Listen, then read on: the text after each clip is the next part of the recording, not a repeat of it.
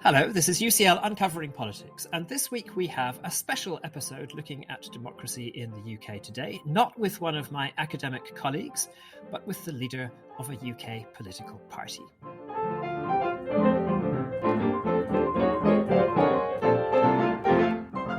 Hello, my name is Alan Rennick, and welcome to UCL Uncovering Politics, the podcast of the School of Public Policy and Department of Political Science at University College London.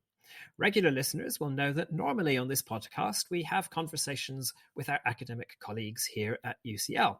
But this week we're doing something a little bit different. In the first of what we hope will be an occasional series of episodes with real-world political actors, we're discussing the state of democracy in the UK today and what can be done about it with the leader of a UK political party. That party is the True and Fair Party, and its leader is Gina Miller. Gina Miller shot to fame by twice defeating the government in the courts, first on the process of Brexit and second on whether the government could prorogue or suspend Parliament in order to get its way. Now she's leading a party that characterises its central mission as cleaning up politics, modernising democracy and fighting corruption. And I'm delighted to say that Gina Miller joins me now. Gina, welcome to UCL Uncovering Politics. And let's go straight to the heart of the matter. You want to strengthen our democracy. What would you say is wrong with it at present? Whichever day you wake up, whichever headline you read, I think they're exemplary stories of what's weak in our politics. And this hasn't happened overnight. What I see is the decay of a democracy that started some 2-3 decades ago is the lack of checks and balances, is the fact that we've relied on what many call the good chap model of government, where politicians will take it upon themselves to behave within certain parameters of integrity, honesty, compassion, and put the country first. And I think that is a very naive approach. And we have to address that. And I think we're seeing on a daily basis that modern day politicians are now stretching the elastic in that naive system to breaking point. So I do think we are at breaking point. I think we are at a point of democratic crises. So you've focused there on a lack of checks and balances. I mean, I suppose we've seen a period when those in power, particularly Boris Johnson, also Liz Truss, their view was essentially that in a democracy, delivery by government is the fundamentally important thing. Kind of democratic process isn't something that people really care about. What they care about is the delivery of policies. And sometimes that requires government to perhaps run roughshod a bit over all of the rest of the niceties. Why are they wrong? Well, I was going to say they would say that, of course, wouldn't they? But delivery, as in business, every other walk of life, depends on the quality of the individuals that are doing the delivery, the transparency of the processes, and the ability to redress when things go wrong. And none of that is applicable at the moment in the political landscape. For some reason, they have gotten away with, if you like, pulling the wool over people's eyes of saying, well, politics is different. It's different from every other walk of life. We don't have to obey the same rules and regulations, same governance, same levels of transparency, conflicts of interest. There are many things that are happening in the political arena would not be allowed in most other walks of life. And I think that is the problem. In every other area, we've been seeing a push towards better governance, better accountability to consumers. And we as voters are the consumers of our democracy, as well as, partaking in it. But it's been somehow politics has been able to be carved out and put to one side, that these rules don't apply there. And because of that, I think we are seeing the weaknesses in the delivery mechanisms. And when it comes to value for money, which is our taxpayers' money, our money, I would say the delivery value for money is exceptionally poor. And what would you base that on? Or can you give us some examples? I would say if you look at the conflicts of interest, if you look at the lack of due diligence, I mean, at the moment in British politics, we have, forget about what's actually gone on in procurement, VIP lanes, PP, all those sort of things. We have a live example at the moment in a company called British Volt, which was supposed to be the biggest example of new battery technology for electric vehicles. When you look under the bonnet, the lack of due diligence of the two individuals who co-founded this company against the background of what would happen in any other sector, be it money laundering checks, due diligence on backgrounds, on CVs, on criminal records. It's astonishing that they were given the multi-million pound budgets that they were to develop a business strategy that has no reality when it comes to developing or operating in the car industry. It was basically a paper strategy.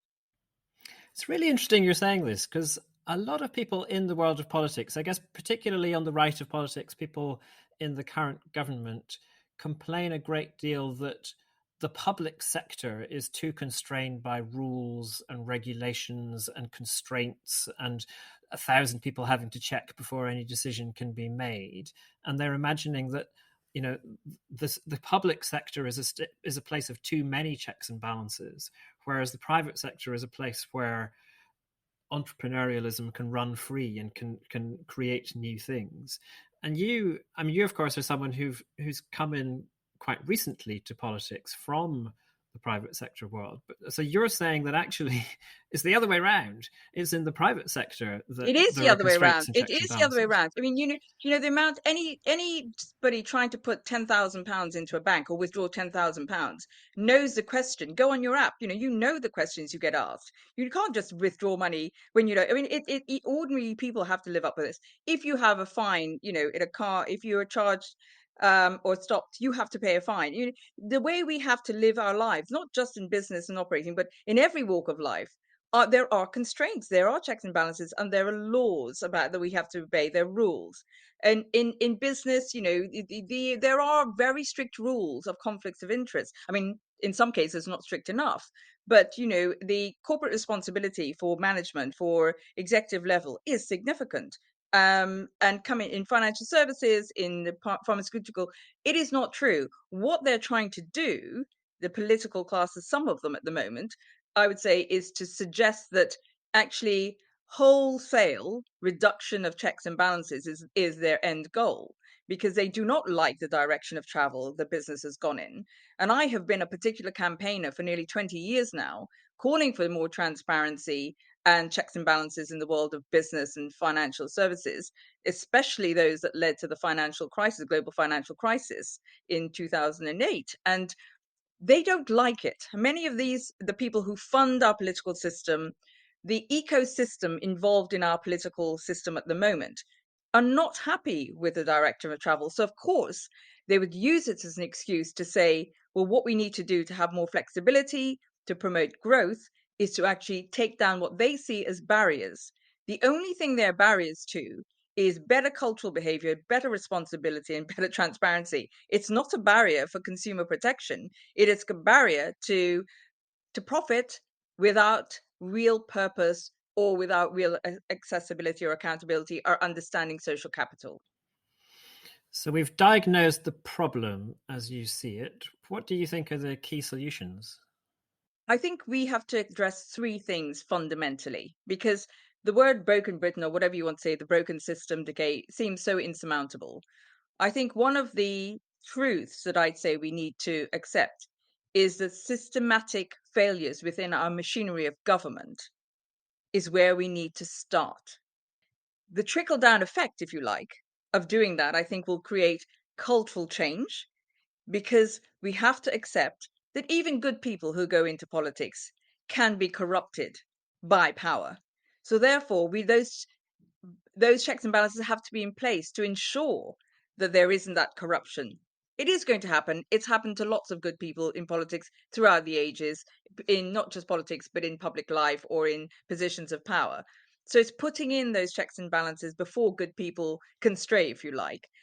So we have to have a machinery of government that it has the checks and balances in place, but also is modern, because we are still operating in a way that's very antiquated when it comes to digital voting, proportional representation, age of voting, the way that we do, citizens' assemblies. There are very many mechanisms that I believe that need to be brought into politics to make it a more modern machinery that people can access. Because there's this idea, which I absolutely agree in, that democracy does not work unless we really have engagement from people.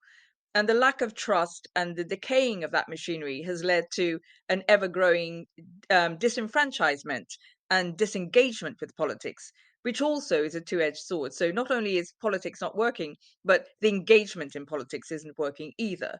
So how do we address that? I think we have to get the machinery in a much more engaging, accessible, modern machinery so people can engage. So that's the second thing I'd say. The third thing I'd say is that I think we also have to look at who goes into politics. I really don't believe that politics should be a profession. I think, like so many countries, I would question how long people go into politics, they hold office, how often cabinet shuffles are. Again, there's these nuances about, it is up to a prime minister to do his cabinet shuffles. But to introduce a different sort of politician with a different sort of culture, I think what you'll see is a different way of operating.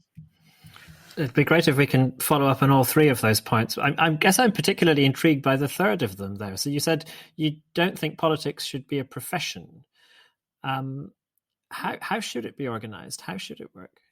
It's interesting because I'm often looked at, and I think I look at other countries, and I like the idea of secretariats, the idea that there are people or boards who serve ministers, because you do have to have an elected individual who's responsible to the electorate.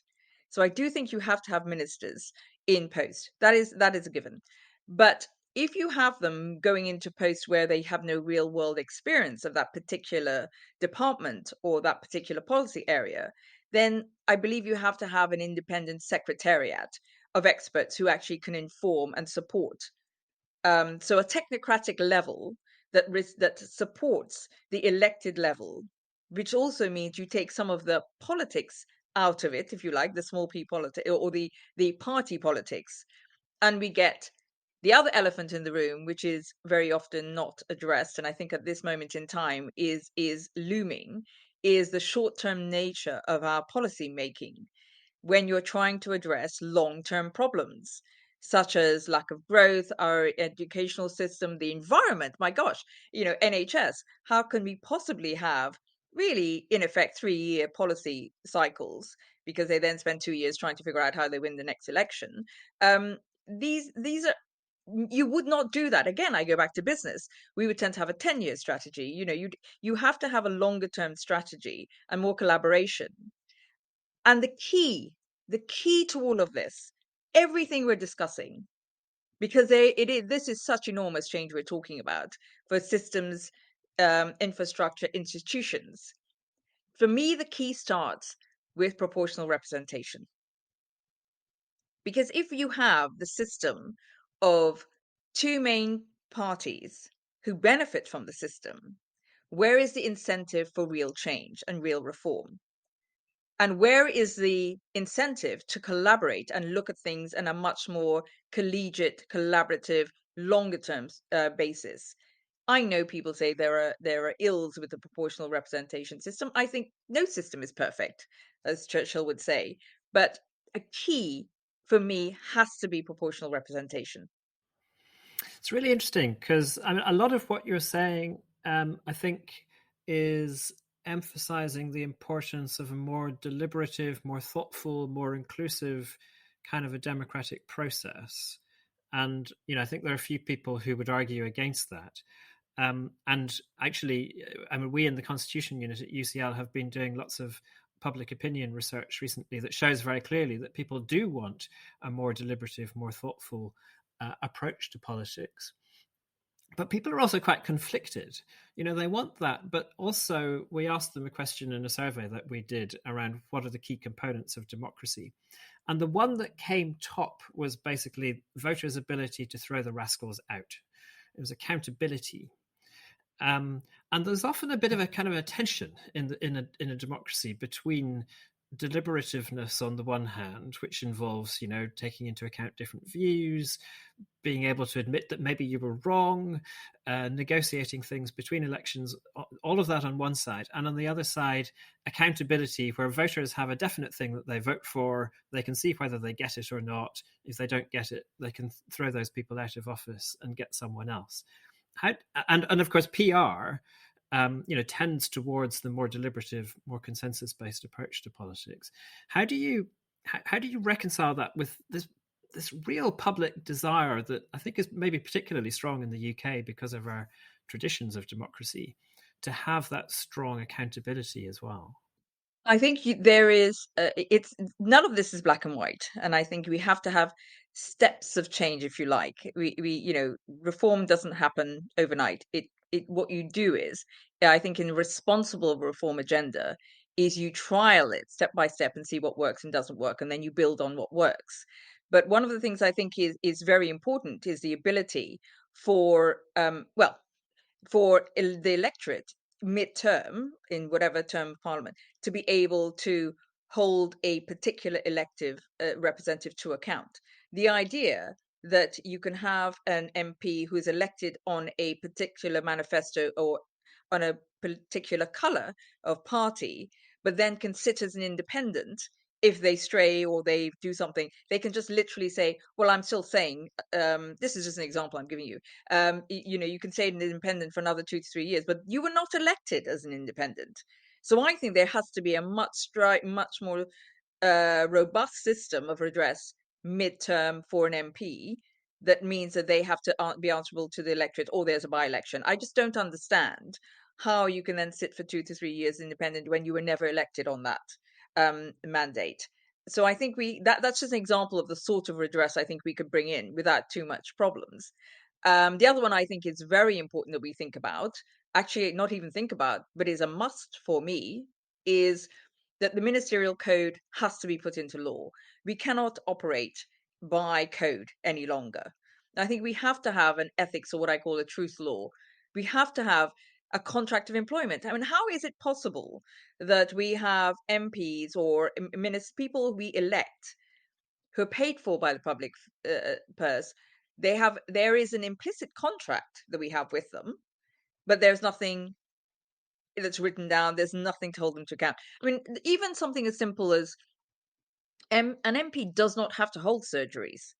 They do not have to have surgeries on a weekly basis. And I am aware of so many MPs where their constituencies haven't seen them for 2, 3 years because that's not required. There are no contractual terms for your pay as an MP. So I think these are things we could bring in that are new, not too controversial. I think the public would accept because this is the norms they have to live in other parts of their lives, that would signal a cultural change. Because sometimes you don't need to. I give an example of murder. You don't have to legislate for, you cannot kill somebody with an ice pick, a chair, a knife, whatever. You don't have to go to those. The overarching principles are there. So I think it's about bringing in legal checks and balances that signal that we as an elected body, people, expect our elected individuals to behave in a different way, to be answerable to us, and to deliver for us and not just their party. I guess most MPs would say, and I think probably most kind of close Westminster observers would say, that MPs are incredibly hardworking people. They spend most of the week in Westminster doing parliamentary business, and then a lot of their weekend is spent doing constituency activities as well. It may be that some of them are employing slightly different models and versions of what it means to be a hardworking MP. But I think quite a lot of them would push back quite hard in what you were saying there, that a lot of them are not really doing the job. And I know you've recently criticised some MPs for laziness in not holding weekly constituency surgeries. I think a lot of them would say, well, we've changed how we interact with our constituents, but we're still trying to do it as much as we can. I can only tell you, I've done 36 tours of the country last year. That is not what people are telling me. We go up and down the country and people say, we don't even know who our MP is. We've never seen them. They've never mentioned us in Parliament. whatever they say, I'm more interested in the facts. They can claim, the rest of us, all of us we work. Yeah, we have something, we have to go to work, we have clock in, clock out. We know when we're working. It is actually quite difficult to pin down what many MPs are doing. And I will tell you, so if it's difficult to pin it down from their point of view, we go to the electorate and we talk to people in their constituencies. And many people we have met, and I have met, say they do not believe, not only do they believe, but they have not seen their MP. They don't know who their MPs are. They don't they don't attend meetings. They don't come to hustings. There are, and this is not any one particular area. This is across the country, and this is not even one particular party. But this is something that I have seen on the doorstep in real terms, not from what the MPs are saying. I'm really struck in what you're saying, that you're talking about a need for radical change in our politics and our political culture and so on. At the same time, a lot of the specific changes that you're talking about are quite technical changes in some ways that many people would maybe think are kind of tinkering with the details of the system and putting a code that already exists onto a statutory basis, for example.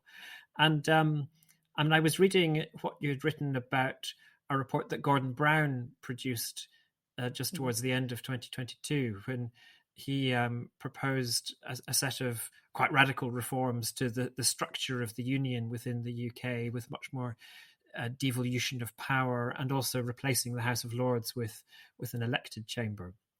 And you described that report. I was quite struck by the phrase. You said it was more utopian than utilitarian, and that was a Yes. criticism that you were giving of those reforms. So, I mean, it seems to me that there's something very interesting going on in what you're proposing here. That you're suggesting that we need big change, but you're also suggesting that we need to be very careful about how we pursue that change, and some kind of utopian mindset going into the democratic reform process is just not going to get us anywhere. Would that be fair?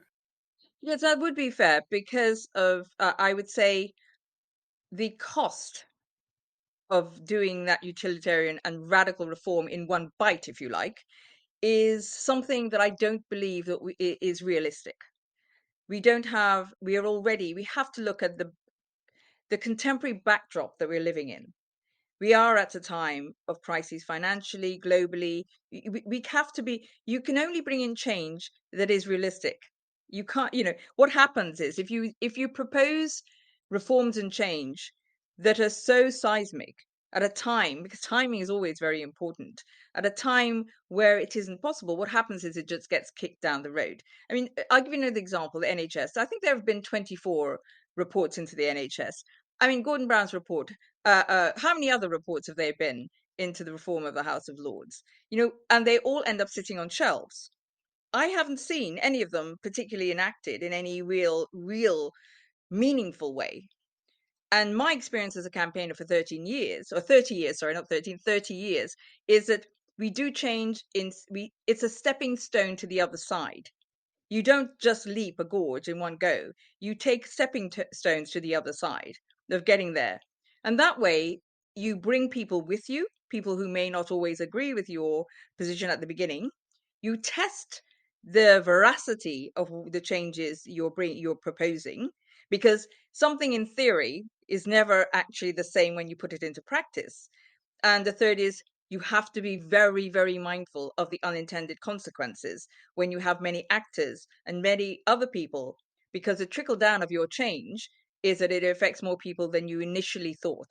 And I can say that from experience. So for that reason, I tread with caution, and I prefer the stepping stone approach rather than jumping to the other side. What then would be the first step, the first stepping stone? I think first step would be to put in the ministerial code into law, the prerogative power into law, changes into the House of Lords, such as limiting the numbers in the House of Lords. I've proposed 400, practically because there are 400 seats, but also from the point of view of how the whole process of electing people to the Lords. There are a whole raft of reforms you can do, which again changes the nature of the operation of the institution. But I'll just go back to Gordon Brown's report, and that report on the House of Lords, is that I think it started, like many of the reports I've read on the House of Lords, to my mind, just my humble opinion, is that I think we're starting in the wrong place. Is that we have to define the purpose. What is the role of the Lords? Unless we actually can ascertain collectively what is the purpose of the upper chamber, I don't think we can start talking about reforming it. This will be music to the ears of my colleague Meg Russell, with whom we did an episode of the podcast just before Christmas, where we were talking exactly about these issues. And she has a very similar perspective on the Lords. That whatever you might think of as the desirable endpoint, the idea that you can achieve radical reform in one step is just not borne out by the history. It's also in real practical terms. If you look at the legislation that received royal assent on the 28th of April last year, 2022, which were, acts that definitely diminished our rights on the streets, and the Policing Act, the Electoral Reform Act, the National Borders Act, all these acts that received royal assent. It was the Lords who were actually picking over that legislation, and we're seeing it now with the Northern Ireland Bill and the electoral bill on retaining EU law. It is the Lords. If oddly, it's the unelected chamber that is a public pastime to criticize, that is actually really scrutinizing the legislation and asking the questions of the government of when it comes to, is this actually in the best interest of rights and freedoms and fairness? Okay. And what's your strategy for achieving these changes then? You've set up the True and Fair Party in order to pursue these objectives. What's your kind of theory of change, if you like? How are you thinking the party is going to be able to promote this agenda? As I said, many people believe it's maybe I'm being utopian in viewing that a small party can actually create change. But I always said I would never enter politics, and I would never, definitely would not go down this route. But it was actually, having been a campaigner for 3 decades, but sitting last summer and reading those draft legislations, I realized that when we have a majority government, it's performative politics, and that really campaigners have very little sway. And I come back to this key proponent, which is proportional representation has to be the red line. But also, post COVID, there is a different sentiment in the public and amongst voters. We as a nation, I think one of the things that's always frustrated me and possibly many other people is that we have not traditionally been people who have been particularly involved in politics and discussing politics and being worried about what happens to our democracy. We've sort of we have this maybe unconscious bias that if people come from the right school and speak properly, they know what they're doing, and let's leave them because they're cleverer than us. But I think the that social dynamic was the veil, if you like, was lifted during COVID. And then Boris Johnson governments and many of the things that I and others have been worried about since, sort of, for me personally, was after it was 98 and that government and the way they were using particular powers. So I think that veil being lifted, it's now become a common known, if you like, rather before than being an unknown. It's a known amongst the public that things are not right, that them and us, that there are no checks and balances. These are now conversations happening in homes across the country, intergenerationally, which has not really happened before, or in this, I think, in the magnitude we're seeing at the moment. And that is, I think, because of COVID and the government that's happened, that we've seen recently, the last three prime ministers. And because of that, we have an opportunity. And so the True and Fair Party has come up, I think, we're opportunistic. It is a time where three things have aligned. One is the public sentiment has changed and is now aware of the weaknesses of our system. They're also very much disenfranchised. So the one strand of the public that we know is growing is those who feel politically homeless, disenfranchised, and are saying it's not just one party, that they're all the same. I mean, this is much bigger than the expenses scandal. This is expenses scandal on steroids for all parties. So they're not looking for politicians. And the third thing I'd say is we're we're daring to say the things that probably is an open secret, and most people, political observers, academics, all know, practitioners know, but the general public don't necessarily know it in the terms in which we're talking about. So it's engaging them. And for me, the True and Fair Party's success it'd be great if I won my seat in Epsom and Ewell, but it's not about that. How do we elevate the conversations about change and about these issues? Because by doing that, I say we're a campaign in political clothing. Because when I read the Elections Act in particular, my belief was that we do have to have political clothing. We have to have that party political clothing to be able to operate and say what we're saying. Because I hadn't seen, and we still haven't really understood what the secondary legislation for that act means. Um, but I think there will be closing down of the ability for charities, campaigners, and other organizations to be able to operate in as effective a way as they have done in the past. So, and then the third thing I'd say is I don't think the polls are as clear as maybe some of the headlines are suggesting. And a hung parliament is a possibility. If that is a possibility, then small parties with a few votes who believe red lines are proportional representation, this is a once in a lifetime generational opportunity. Why wouldn't I take it? But it's interesting what you're saying there. You said it's not about winning the seat that you're running in Epsom and Ewell. It's about ensuring that you have a voice and you're able to maintain that voice despite the restrictions of the electoral laws that make it hard for non-party campaigning organizations to take part. Yes. And some have expressed concerns that rather than just having that campaigning impact, there's a danger that you also split the vote among those parties that support, broadly speaking, the sort of agenda that you're advancing. Do you think that's a reasonable concern?